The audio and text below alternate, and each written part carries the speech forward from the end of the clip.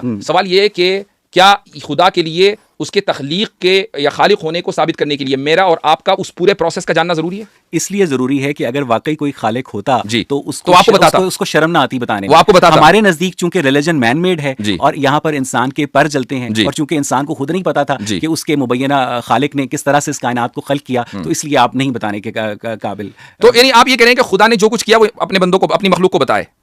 वो जाहिर है ना, क्योंकि उसको ये वाकई इतना जाहिर है, उसको बड़ा शौक है, वाकई इतना जाहिर है, उसको बड़ा शौक है अपनी इबादत करवाने का। वो हमारे लिए एक दोज़ख की आग जलाकर बैठा हुआ है, वो हमारे लिए एक जन्नत तैयार करके बैठा हुआ है, वो हमें सेट ऑफ रूल्स देता है कि ये करो, ये करो, ये करो, ये करो, ये खाओ, ये पियो, ये ठीक है। तो जब उसको इतना अपनी इबादत करवाने का, इतनी अपनी ओबीडियंस का शौक है और इतना वो गुस्से वाला है कि जो उसकी ओबीडियंस नहीं करता उनके लिए वो दोज़ख जलाकर बैठा है, तो वो कम से कम मुझे यही नहीं बता सकता कि वो इस कायनात को कैसे वजूद में लेकर आया, वो मुझे यही नहीं बता सकता कि उसने इंसान को कैसे बनाया। मुझे ये जानने का हक है ना।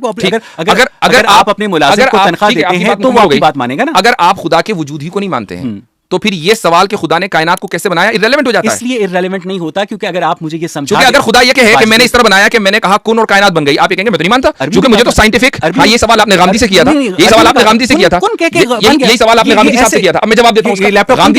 गांधी साहब ने आपको जवाब नहीं दिया होगा, लेकिन मैं देता हूं आपको जवाब कि जब हम ये कहते हैं कि खुदा ने कुन कहा, तो अब आप ये सवाल कहें कि अच्छा अरबी में कहा था या संस्कृत में कहा था। सवाल ये है कि किसी भी चीज को कहने के लिए क्या आपको ये जानना जरूरी है कि किस जबान में कहा था? मैं ये कहूं कि इमरुल कैस ने या शेक्सपियर ने या इकबाल ने ये बात कही है, अब आप फौरन ही पूछें अच्छा किस जबान में कही है?